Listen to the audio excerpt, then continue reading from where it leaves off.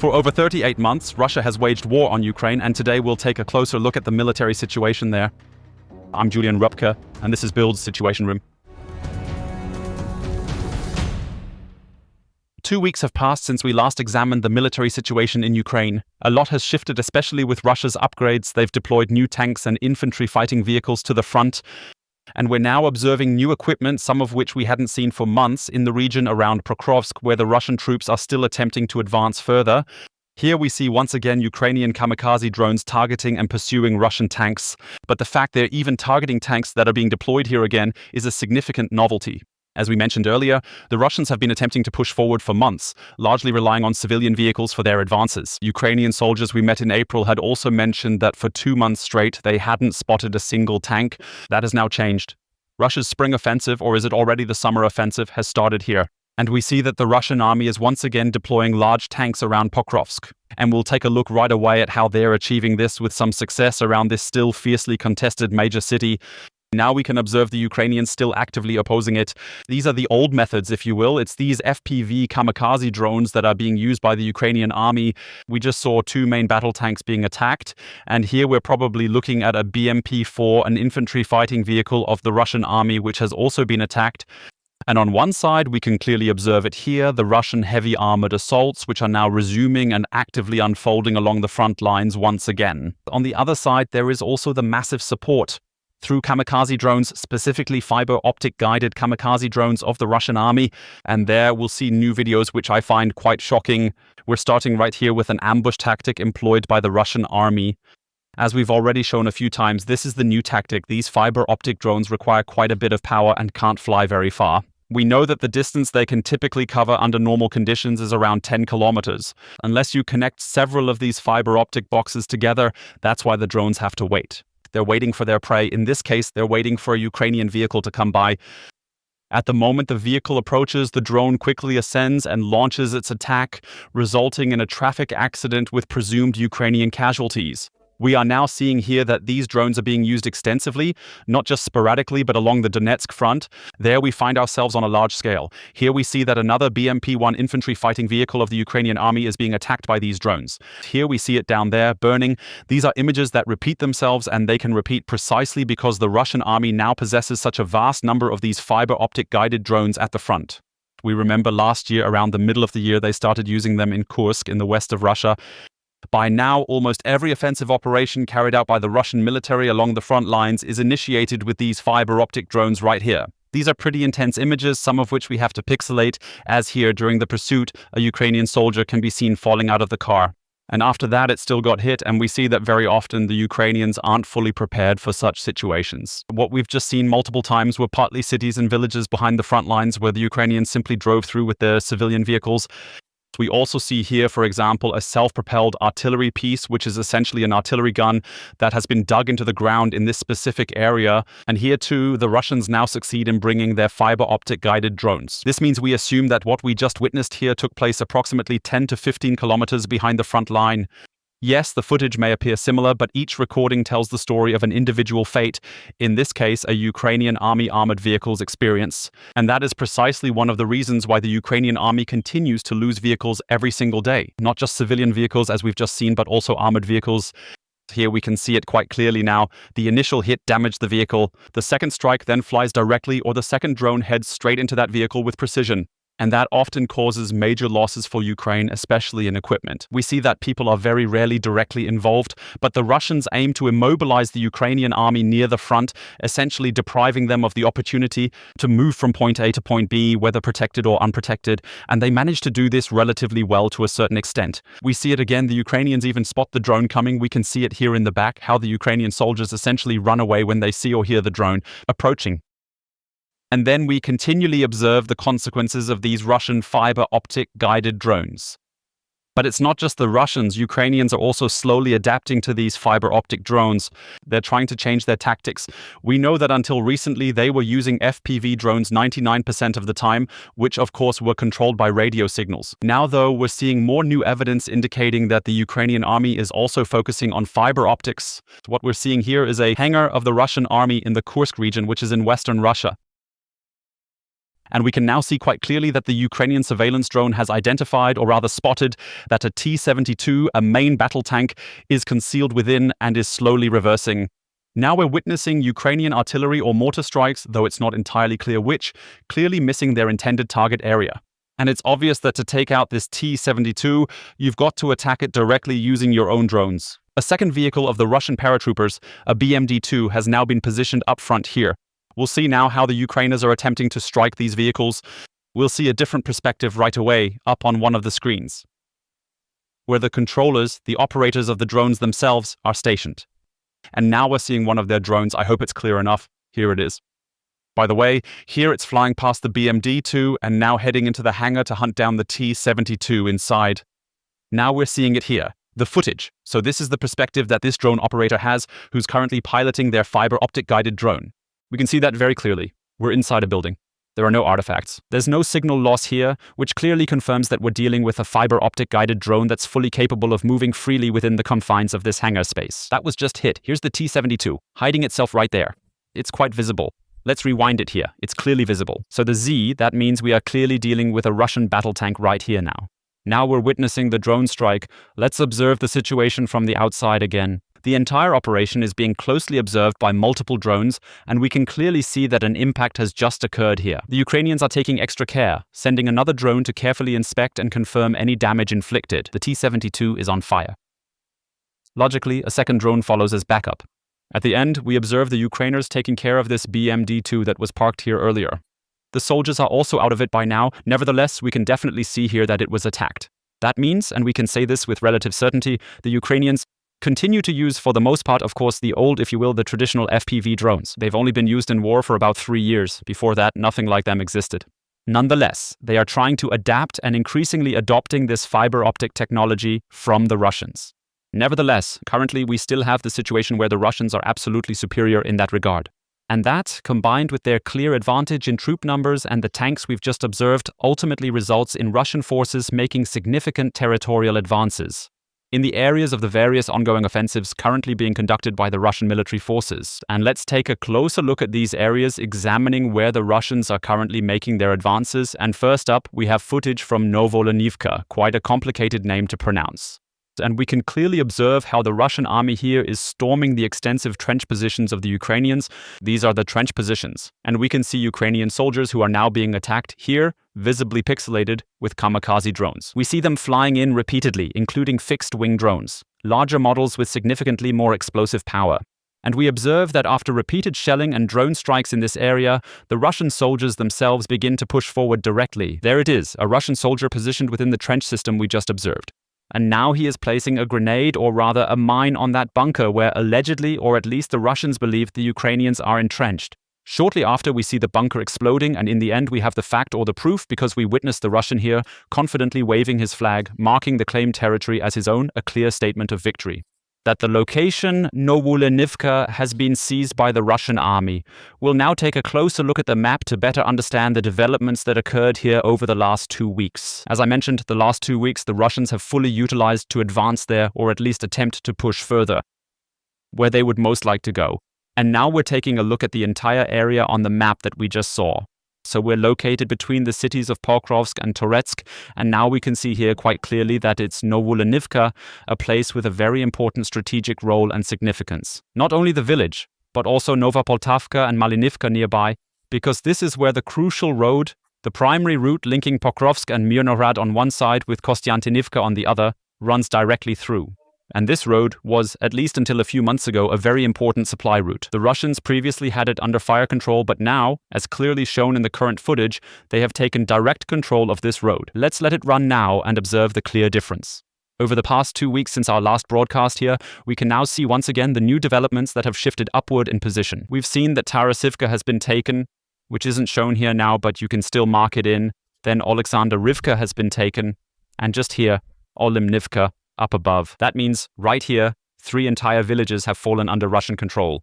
And we can quickly replay that to clearly demonstrate that it's not just these 3 specific locations which have fallen under Russian control, but also the neighboring areas and sections along this strategically crucial connecting road. Here it is once more, the situation as it stood on April 28th. Now we're jumping ahead to the current date, where we can clearly observe the area in question. Red marks the areas under Russian control, while orange highlights the contested zones they're actively advancing into. The area has expanded quite noticeably along this particular stretch of the front line over here. We're still in the Donetsk region, actually moving a bit further south, heading closer to the general area around Dnipropetrovsk. We know Dnipropetrovsk is a large region in the center of the country. Millions of Ukrainians still live here, and so far there have never been any battles in Dnipropetrovsk. This vast region is, however, a significant target for the Russian army, which aims to push further into this strategic area. And we now have new footage from the small town of Kotlyarivka, clearly revealing that the Russian army has also successfully pushed into this area. Let's replay it from the start. And here we see the Russian flag on one side and on the other.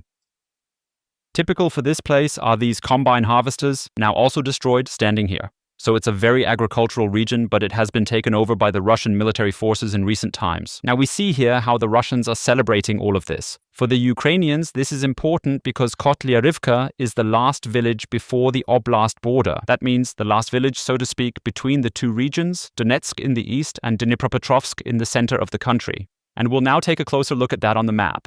As we've already established, we're still positioned right here in the southeastern part of the country at this very moment. But now let's take a closer look at the situation on April 28th. That means at that very specific time of the last broadcast we had here. And we see, I think we need to mark this once here, this dashed line of ours, that's the oblast border. That means here is Donetsk, where the Russians have captured about 65% since 2014, it must be said.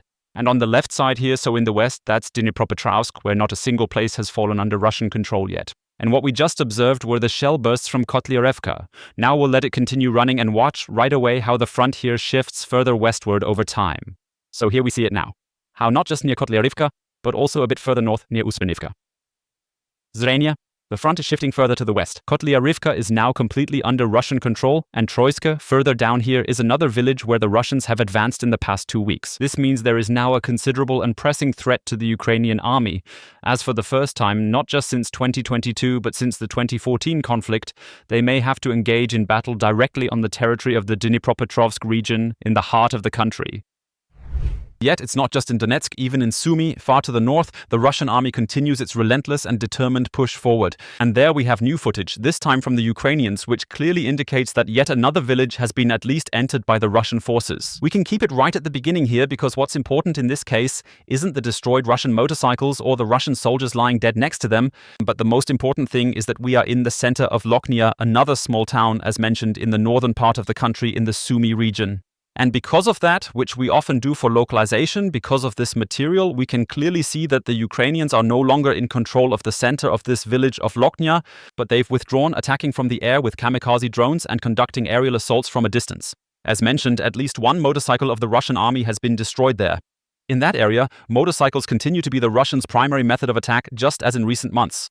And here, the Russian soldiers lying lifeless under a tree, but the crucial point remains that we are in Lochnia. This too we want to look at on the map to see that this is the third area where the Russians are advancing, quite far away. Not down here in the southeast of the country, but rather further up in the northeast of the country itself.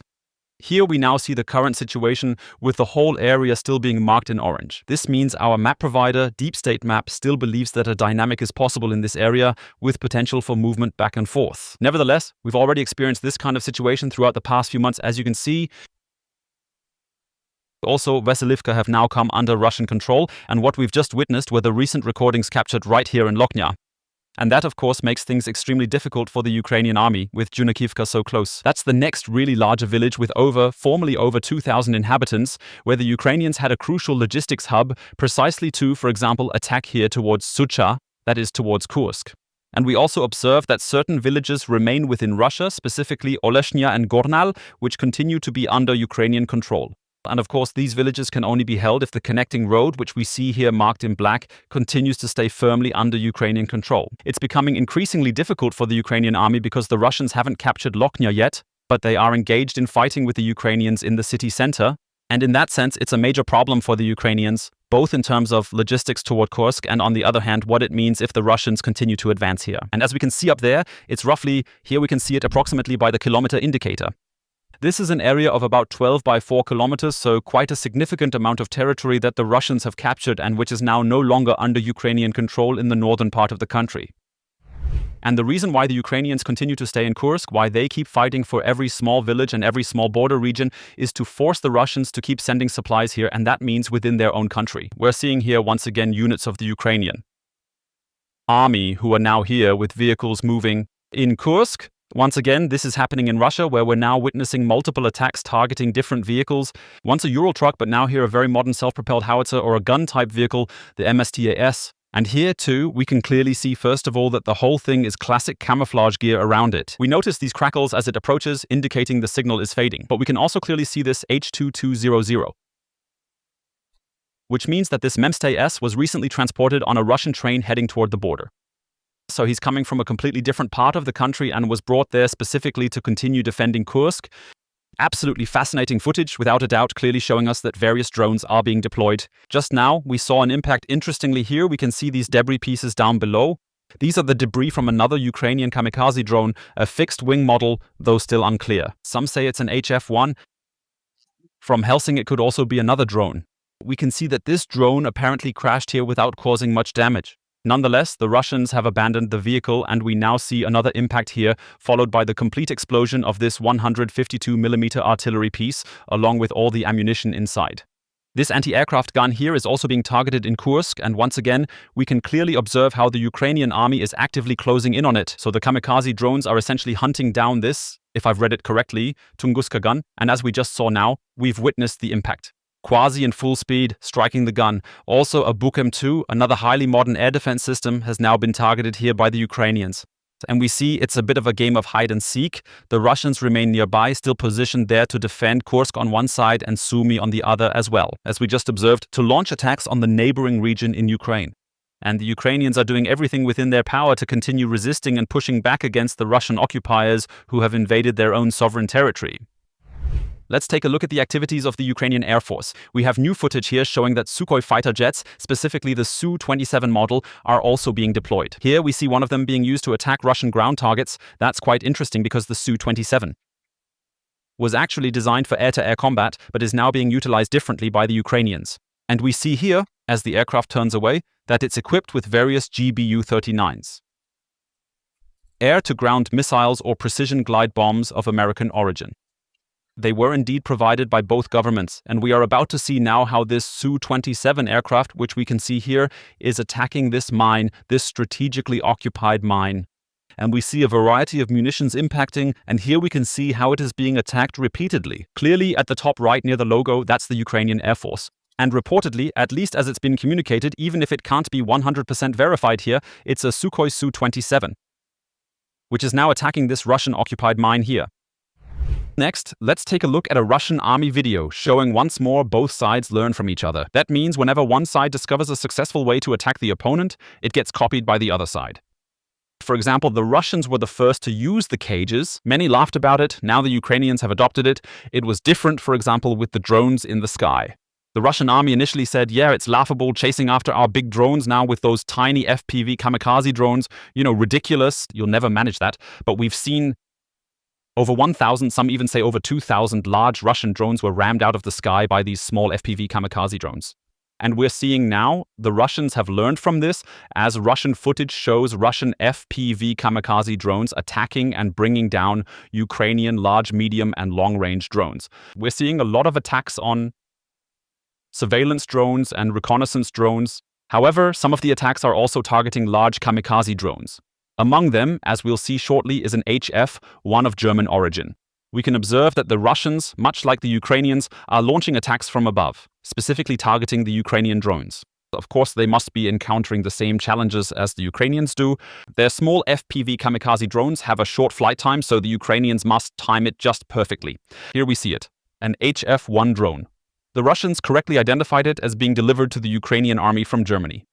The issue with the HF-1 is its slow speed, as it only cruises at around 70 to 100 kilometers per hour. It only reaches 140 when it officially crashes, and that of course makes it relatively easy for the Russians, let's say, if they at least have the information, so they possess radar data and are fully aware the drone is airborne.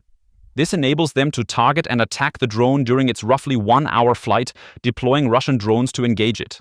So we see this is a long video, meaning the Russians have now quite systematized it. These aren't isolated attacks.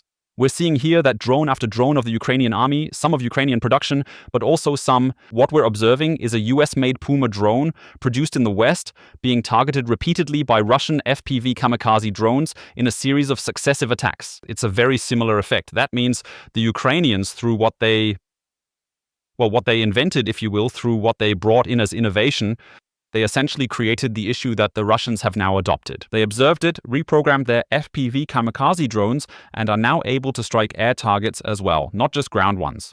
This now makes it extremely difficult for the Ukrainians, as they realize a significant number of drones aren't just vulnerable to electronic warfare tactics such as jamming, but are also physically, kinetically targeted at altitudes of around 2 to 3 kilometers by aggressive Russian drone attacks. This naturally results in, increased drone wear and a greater dependence on Western assistance. Once more, it stems from their own innovation, which the Russian army has adopted in this instance. Let's take a look at 2 Ukrainian army drone strikes targeting key Russian assets. These are always very precise and strategic targets being attacked here. Here we see a long-range bomber operated by the Ukrainians, particularly a large drone designed to carry out attacks with grenades, targeting a Tor M2 system. And we can see that this system, even with active radar, here you can see it again, something is rotating, was probably spotted during the day and then at night.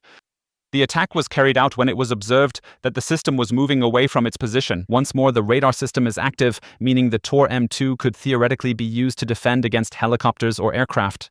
What it cannot be used for, however, as we can clearly see here at least, is to defend against heavy bombardments from the Ukrainian army. The drone is probably so close that the Tor M2 system, or its crew, doesn't even realize what's happening. Now we're seeing the bomb strikes unfold, witnessing from various angles how this Tor M2 system is being targeted and attacked by the Ukrainian drone, hovering directly above and systematically dropping grenades one after another, resulting in such severe destruction that the Russians are ultimately compelled to abandon the system entirely. We can now observe the real footage now in thermal mode, which clearly shows this took place at night. Additionally, based on the thermal vision that there's already a fair amount of fires and so on burning. However, you can see that the Ukrainians aren't letting up and are able to track this system relatively well. And this shows how wide the range of their night drones has grown. Some are estimating a range of 50 to 70 kilometers, and now we can observe the crew fleeing from the burning vehicle. And those 50 to 70 kilometers are precisely what enable the Ukrainians to intercept such expensive systems like the Thor M2 and others, or rather, to attack them at night. And these are systems that could otherwise counter Ukrainian drone attacks on Russia and, of course, could theoretically also target Ukrainian aircraft like the MiG-29 or F-16 or others. Here we see the Ukrainians have it covered. The drones passed, the vehicle stopped, and with the crew gone, we can assume that it can be destroyed, so to speak, by the Ukrainian side. And that's exactly what's happening now, meaning the Russians are losing yet another valuable multi-million euro air defense system. We're examining another high-value target hit by the Ukrainians. And here it's particularly interesting once again because the Russians are trying to hide it under debris. So here at the edge of a road, we initially see a system that appears relatively inconspicuous. Here we see it, but the Ukrainians are now focusing on the one beside it. This is a Zemlyadelia system, a remote detonation setup. That means we see up there, it looks like rockets, but actually these are mines that are being launched, fired over a distance of about 20 kilometers. A very modern Russian system where you can essentially select an area in enemy territory where the opponent is active, and it just mines that area effortlessly, firing off hundreds of mines from there, which then scatter and rain down across the enemy territory. The Ukrainians noticed, despite all the dirt covering it, despite the junk piled on top, that this Zemlyadelia system had been cleverly concealed there, buried beneath the layers of debris. They're now launching attacks using kamikaze drones on Blahodatne, a location that has been under Russian occupation for more than a year in the Donetsk region. And you can clearly see how actively or effectively they managed to strike this highly advanced system here. We see it once more here on the street. The flames continue to burn. The Ukrainians are forced to attack every single day, driven by nothing but their instinct for self-preservation, destroying tanks, APCs, etc., as we see in the last video. Namely, there's a new video from Russia showing that a major Russian factory has recently completed the production of T-90M and T-72B3M tanks, which are now being directly shipped and exported specifically to Ukraine. We can already see the drone protection installed, which clearly indicates it's fully battlefield ready. Here's the metal roof. Above, these nets hang below, and notably, this wasn't here before, that we now have these large rubber protectors in place. Big rubber pieces are attached all around here. That has also only been built on Russian tanks for a few months now. And it's specifically designed to aid in drone defense, because it's been observed that harder armor isn't always the best approach in these situations. But sometimes you need nets, sometimes you need chains, cages over it, or you need rubber parts like we're seeing here, which protect the turret from the rear. So the Ukrainian drones, we see it clearly here. These rubber bands attached here, hanging all around the rear section of the turret structure. Here we have the nets hanging beneath the tower, and on top of it we've got these large structures also with steel grids and steel nets hanging there. It's all for drone defense, showing the Russians have learned a lot. There's still some propaganda, I think, with the T-34 from World War II. Component placement linked to the 9th of May. Nevertheless, we see that the Russian army continues to build new tanks and restore old ones by upgrading them. All these T-72s here were built back in the 80s and 90s. Nevertheless, they are currently being restored so they can be deployed relatively quickly to the front lines in Ukraine. And so we see Russia has these supposed peace movements going back and forth. Currently, it has absolutely no interest in ending this war, but instead we see that all over Russia, new weapon systems are being built to continue attacking and destroying Ukraine.